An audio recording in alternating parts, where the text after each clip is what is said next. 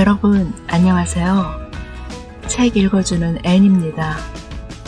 오늘은 이인봉님이 쓰신 메타버스 이미 시작된 미래라는 책으로 우리가 살아가야 할 새로운 세상에 대해 이야기하려고 합니다. 메타버스란 가상, 초월을 뜻하는 메타와 현실 세계를 뜻하는 유니버스의 합성어로 현실과 상호작용하는 가상현실의 세계를 뜻합니다. 빛과 그림자가 한 몸이듯이 빠르게 변화하는 세상이 우리에게 어떤 미래를 가져다 줄지는 잘 모르겠습니다. 그렇지만 변하지 않는 진리는 그 어떤 문명이든 그것이 빛이 될지 그림자가 될지는 그것을 운용하는 인간의 인성에 달렸다는 것입니다. 그리고 새로운 문명에 대해서 이해하고 알려는 노력은 오늘날을 살아가는 우리가 꼭 해야 할 일이라고 생각합니다. 그래야 그림자로 갈 수도 있는 미래를 빛으로 바꾸는데 힘을 보탤 수 있을 테니까요. 먼저 이 책의 프롤로그를 낭독해 드리겠습니다. 여러분의 구독, 좋아요, 댓글은 제게 큰 힘이 됩니다. 프롤로그. 또 하나의 세상, 메타버스가 온다. 아침 6시, 기분 좋은 음악 소리와 함께 눈을 떴다. 눈앞에 대형 스크린에는 오늘의 수면 시간과 날씨, 밤사이 받지 못한 알람 메시지, 추천 아침 식단이 보였다. 샐러드와 두유 한 잔을 에너지보드에 올려놓고 식사를 했다. 에너지보드에 달린 AI 카메라는 아침 식단을 인식한 후 건강 데이터에 통합시켜 놓는다. 간단한 식사를 마친 후 홈 트레이닝 화면을 거실 벽에 띄웠다. 화면에 등장한 인공지능 코치의 동작에 맞춰 자세 교정 운동을 시작했다. 화면 왼쪽에는 코치가, 오른쪽에는 내 모습이 나오며 틀린 동작을 할 때마다 바로 교정을 해준다. 처음 운동을 시작했을 때에 비해 자세가 많이 좋아졌다. 오늘 얻은 점수는 B+, 응원의 메시지와 함께 10점의 포인트가 도착했다. 현재까지의 누적 포인트는 60점이다. 빨리 300점을 채워 신발을 주문하고 싶다. 교정 운동을 마치고 XR 바이크에 앉았다. XR 클래스를 쓰고 전원을 켜 XR 짐에 접속하니 옆에 앉아있는 다른 사람들의 모습이 보였다. XR 짐은 오프라인 헬스장에서 사이클을 타는 것처럼 가상의 공간에서 다른 사람들과 함께 운동할 수 있어서 좋다. 강사의 신호에 맞춰 저마다 빠른 속도로 달리기 시작했다. 확실히 혼자서 운동할 때보다 재미있고 가상 공간이지만 여러 사람들을 만날 수 있어 친구도 사귈 수 있다. 두 코스를 돌고 나니 8시가 넘었다. 드디어 초보자 코스가 끝났다는 강사의 말과 함께 비기너 배지를 받았다. 배지가 있으면 무료로 트레이닝복과 신발 등을 교환할 수 있어 바로 아바타에게 적용했다. 아바타 꾸미기가 끝난 후 스크린샷을 찍어 SNS에 공유했다. 이제 출근할 시간이다. 서둘러 씻은 후 햅틱 슈트를 입고 키보드를 챙겨 테이블에 앉았다. 아바타로 출근하면 좋을 텐데 이번 달부터 변경된 회사 지침은 업무 중 아바타 접속 금지다. 덕분에 전 사원들에게 햅틱 슈트와 업무용 XR 글래스가 지급됐다. 글래스의 전원을 켜자 홍채 인식을 한 후 가상 오피스에 접속됐다. 가상 오피스인 XR 오피스는 전 세계 어디에서나 접속이 가능한 사무실이다. 다만 적당한 크기의 테이블과 의자는 있어야 한다. 현실 세계의 테이블을 인식해 XR 오피스 내 공간을 할당하기 때문이다. XR 테이블 역시 회사에서 지급해줬는데 집안 어느 장소에 앉아 일할까를 고민하지 않아도 되어 좋았다. 왼쪽, 오른쪽, 앞, 뒤 모두 다른 동료들이 앉아 업무를 하며 자연스럽게 대화를 나누는 모습이 보였다. 가상 오피스에서 일하는 1세대가 줌과 같은 화상회의 시스템을 이용하는 것이었다면 2세대는 자신의 아바타를 만들어 접속해 회의를 하는 게더타운 방식이었다. 처음에는 상당히 어색했지만 사람들은 금방 익숙해졌다. 그리고 곧바로 어디에서 접속하든 함께 모여서 일할 수 있는 3세대인 XR 오피스의 초기 버전이 나왔다. 아바타로 출근이 가능했기에 자신의 실제 얼굴을 보이지 않아도 되는 장점이 있었다. 급할 경우 씻지 않고 출근이 가능했다. 다만 아무리 아바타가 자연스럽다 해도 사람들 간의 대화는 말뿐이 아닌 표정 등의 비언어 커뮤니케이션을 통해 이루어지는데 이 부분에 제약이 많았다. 게다가 아바타로 접속하다 보니 게임처럼 느껴져 집중력이 떨어지는 단점이 있었다. 지금은 이 단점을 보완해 자신의 모습 그대로 접속할 수 있는 4세대 XR 오피스를 이용하고 있다. 4세대에서는 XR 글래스를 이용해 자신의 얼굴을 그대로 스캔해 실시간으로 전송하고 XR 슈트는 정장 혹은 캐주얼을 입은 것처럼 옷차림을 바꿔줄 수 있다.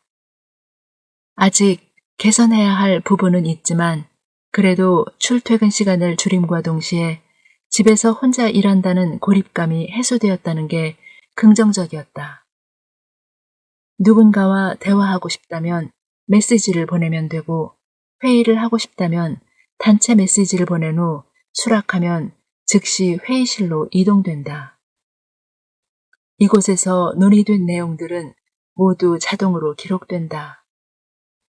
게다가 XR 오피스에서는 눈앞에 4개 이상의 모니터를 띄울 수 있기 때문에 생산성을 좀 더 높일 수 있다. 공간에 제약이 없기에 생산되는 제품의 프로토타입을 실행해 함께 작동시켜 본 후 회의를 할 수 있고 무제한으로 확장되는 캔버스를 이용해 브레인스토밍을 진행할 수도 있다. XR 오피스를 도입한 회사의 입장에서도 많은 것이 좋아졌다.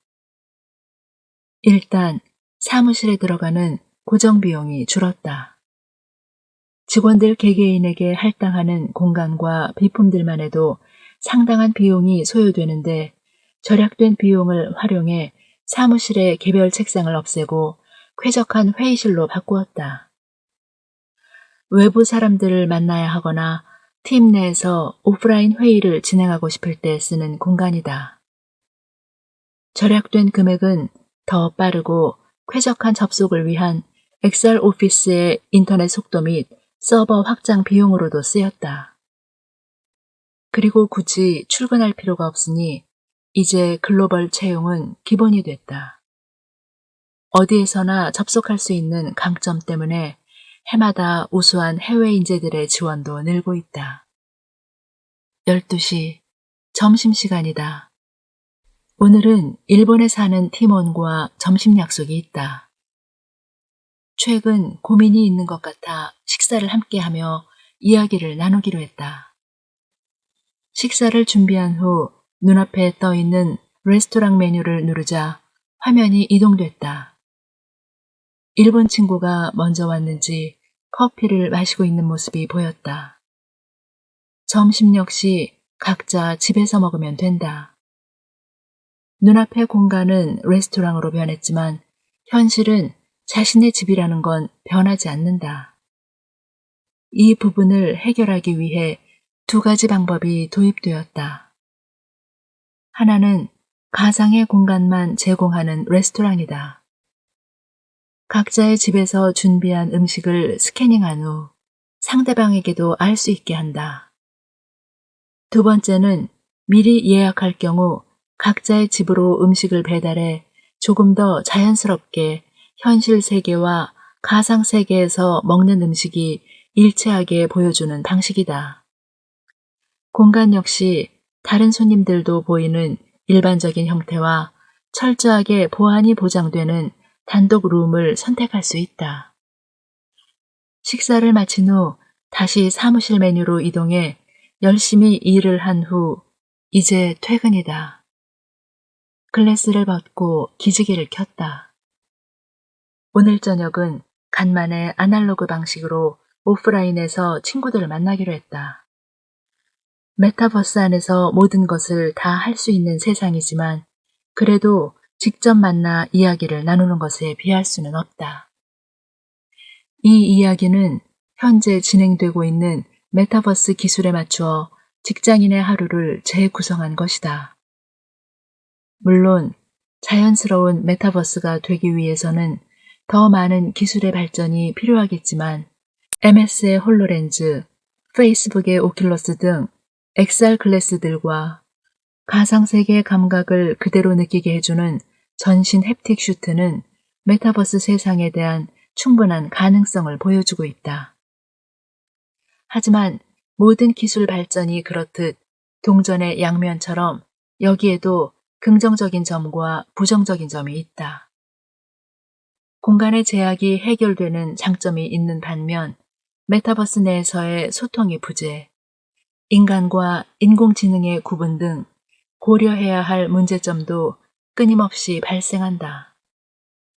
어떤 미래가 오든 이미 다가온 미래다. 메타버스의 세상에서 일을 하고 살아간다는 건 우리 삶의 방식 자체가 바뀐다는 걸 의미한다. 다행인 건 메타버스의 세상을 어떻게 살아갈지에 대해 지금부터 우리가 생각하고 준비해 갈 수 있다는 점이다. 이 책을 통해 이미 시작된 미래인 메타버스를 조금은 진지하게 하지만 재미있게 경험해보자. 이상은 프롤로그였습니다. 메타버스란 말이 세상에 처음 나온 건 1992년에 상영된 닐 스티븐슨의 영화 스노우 크래쉬에서입니다. 이 영화에서 히로라는 이름을 가진 주인공은 최고의 해커이자 검술의 달인이었는데요. 그는 메타버스란 이름의 사이버 세상을 만듭니다. 그리고 두 번째로는 2020년 10월 6일 엔비디아의 CEO 젠슨 황이 GTC 기조연설에서 미래 20년은 공상과학과 다를 게 없다. 메타버스의 시대가 오고 있다 라고 말했습니다. 하지만 이미 인터넷이 1969년에 시작되어 1990년대부터는 우리의 일상에 깊이 자리 잡았고 2007년에 등장한 아이폰은 모바일 혁명을 가속화시켰습니다. 우리는 이미 온라인과 오프라인이 연결된 혼합 현실의 세상을 살아가고 있습니다. 예를 들어 현실 세계에서 대기업 과장인 당신이 유튜브에서는 10만 구독자를 지닌 인플루언서로 활동한다면 이것이 바로 메타버스입니다. 그리고 이것을 더욱 가속화시킨 것 중에 하나가 바로 코로나19입니다. 전 세계적으로 오프라인에서의 활동이 위축될 수밖에 없었기 때문에 사람들은 디지털 컨택트를 해야만 했고 가상과 현실의 무경계, 즉 메타버스의 세상에 더 많은 관심을 가지게 되었습니다. 메타버스의 4가지 유형. 메타버스는 증강현실, 가상세계, 라이프로깅, 거울세계의 4가지 유형으로 나눌 수 있습니다. 증강현실은 현실 세계 위에 가상의 캐릭터나 아이템, 물체가 보이는 걸 말합니다. 예를 들면 영화 어벤져스에서 아이언맨이 무엇인가를 바라보았을 때 현실 위에 수많은 데이터가 나타나는 것을 말합니다. 가상세계는 2가지로 나누어 생각해 볼 수 있습니다. 하나는 영화 레디 플레이어 원처럼 나의 모든 의식과 감각이 가상현실 세계 속으로 녹아들어가 활동하는 초가상의 세계와 두 번째는 게임 동물의 숲처럼 내 몸은 현실 세계에 있지만 스크린을 통해 가상세계로 들어가 활동하는 것입니다. 라이플러깅은 우리가 일상에서 보고, 듣고, 느낀 모든 정보를 자동 기록하는 것을 말하며 인스타그램, 유튜브, 페이스북 등의 SNS가 대표적입니다. 거울 세계, 현실을 거울처럼 똑같이 만들어 놓은 세상이 거울세계입니다. 그 대표적인 예가 구글 어스인데요. 2005년 구글에서 만들어 배포한 가상의 지구본으로 전 세계의 모습을 위성사진으로 볼 수 있습니다. 구글 스트릿 뷰를 연결하면 주변의 모습을 자세히 볼 수도 있는데 만약 에펠탑이 보고 싶다면 파리로 이동해 확대해서 보면 됩니다. VR까지 적용하게 되면 전 세계 어디든 직접 여행을 간 것처럼 돌아다니는 것이 가능해집니다. 현실에서 메타버스를 경험하자. 2001년 닌텐도 64용으로 나왔던 게임 동물의 숲은 발전을 거듭해서 2020년 닌텐도 스위치용으로 모여봐요 동물의 숲을 출시했습니다. 그중 마이 디자인과 꿈번지라는 기능이 많은 사람들로부터 사랑을 받았는데요. 마이 디자인은 옷, 바닥, 타일 등을 디자인할 수 있는 기능이고 꿈번지는 자신이 만든 섬을 꿈번지를 통해 다른 플레이어들에게 공개할 수 있고 초대할 수 있는 서비스입니다. 실제로 미국 대선 당시 바이든 후보 측에서는 마이 디자인을 통해 후보자의 지지 표지판을 배포했고 바이든 섬을 만들어 꿈번지로 공개했습니다. 이 섬을 찾은 지지자들은 편하게 섬을 둘러보며 바이든의 캐릭터와 인사도 나누고 선거 캠프도 둘러볼 수 있었습니다. 코로나19로 인해 집에만 있어야 하는 젊은 세대들과 소통할 수 있는 아주 좋은 전략이었던 것 같습니다. 2011년 출시된 마인크래프트는 그 후에 크리에이터 모드와 교육용 버전 등이 나오고 홀로렌즈를 사용하여 증강현실을 구현할 수 있는 게임으로 성장하고 있습니다. 실제로 코로나19가 한창일 때 버클리 대학교와 펜실베니아 대학교는 학교의 캠퍼스를 마인크래프트 안에 만들었습니다. 우리나라에서는 청와대에서 어린이날 행사를 마인크래프트에서 진행했는데 유튜브에서 100만 조회수를 기록하기도 했습니다. 또한 인천시는 2020년 하반기에 인천 크래프트로 인천을 여행하자라는 표어로 누구나 참석할 수 있는 오픈 서버와 플레이할 수 있는 맵을 공개했습니다. 2020년 4월 미국의 힙합 가수 트래비스 스캇은 포트나이트의 온라인 공간 파티로얄에서 총 5번의 콘서트를 열었습니다. 의상과 이모트의 판매를 포함해서 공연을 주관한 엔터테인먼트는 약 216억 원의 매출을 올렸는데요. 이것은 오프라인 공연 때의 수익 18억 원의 12배가 되는 금액입니다. 우리나라의 방탄소년단 역시 포트나이트에서 뮤직비디오를 공개했죠. 이렇게 게임은 현실에 그리고 현실은 게임에 서로 영향을 주고받습니다. 얼스2는 지구를 복제한 가상의 지구에서 부동산에 투자하는 게임입니다. 실제로 바티칸의 한 곳을 한 유저가 0.17달러에 사서 몇 달 뒤 200달러에 팔기도 했습니다. 그리고 디센트럴랜드에서는 2021년 디센트럴랜드에 있는 카지노에서 일하는 매니저를 현실 세계의 사람으로 채용했는데요.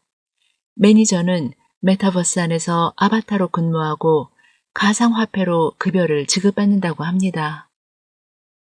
메타버스, NFT로 현실이 되다. NFT, 대체 불가 토큰이란 세상에 하나밖에 없는 다른 것으로 대체할 수 없는 토큰을 말합니다. 그러므로 세상에 하나밖에 없다는 희소성이 강점입니다. 예를 들어 최고의 NBA 선수 중 한 명으로 꼽히는 르브론 제임스의 덩크슛 장면이 NFT로 만들어졌는데 2021년 2월 2억 3천만 원에 거래되었습니다. 또한 이세돌 구단과 알파고의 시합 장면 역시 NFT로 경매에 올라와 2억 5천만 원에 낙찰되었습니다. 실제로 손에 잡히지도 않는 NFT에 사람들의 관심이 쏠리고 NFT 시장이 성장할 것이라고 믿는 이유는 첫째, 현실과 가상세계의 경계가 빠르게 무너져가고 있고 둘째, 오프라인의 원본처럼 훼손될 우려가 없으며 셋째, 오프라인의 작품에서처럼 진품과 위작을 가리기 위해 많은 노력과 비용을 들이지 않아도 된다는 데 있습니다. 앞으로 NFT가 디지털 아티스트들의 권리를 확실하게 인정해 줄 수 있다면 사진, 영상, 음악, 문서 등 다양한 디지털 저작물에 적용될 것입니다. 그렇지만 디지털 원본에 대한 표절, NFT나 코인이 아닌 거래소에 대한 해킹의 가능성도 있기 때문에 앞으로 제도와 시스템의 정비가 있어야 하겠습니다. 메타버스의 미래엔 어떤 일이? 우리는 이미 1998년에 사이버 가수 아담을 만났습니다. 그리고 최근 블랙핑크는 제페토에서 팬사인회를 열었습니다. 그리고 앞으로는 세계의 유명한 교수들의 강의를 자신의 아바타로 한 강의실에 모여서 들을 수 있을 것입니다. 그리고 가상현실 속 강의실에서는 각자의 아바타로 접속하기 때문에 각종 차별이나 폭력도 없을 것이라고 합니다. 메타버스의 세상은 이미 시작되었고 빠른 속도로 발전하고 퍼져가고 있습니다. 마지막으로 저자는 무엇인가 알고 싶다면 일단 문을 열고 들어가야 한다라며 지금 바로 메타버스 플랫폼에 가입해서 메타버스를 경험해보라고 권합니다. 그리고 미래는 이미 와 있다.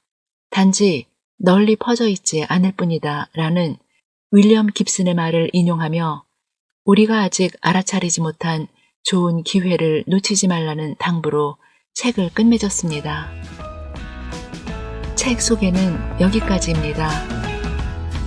끝까지 들어주셔서 감사합니다. 여러분 늘 행복하세요.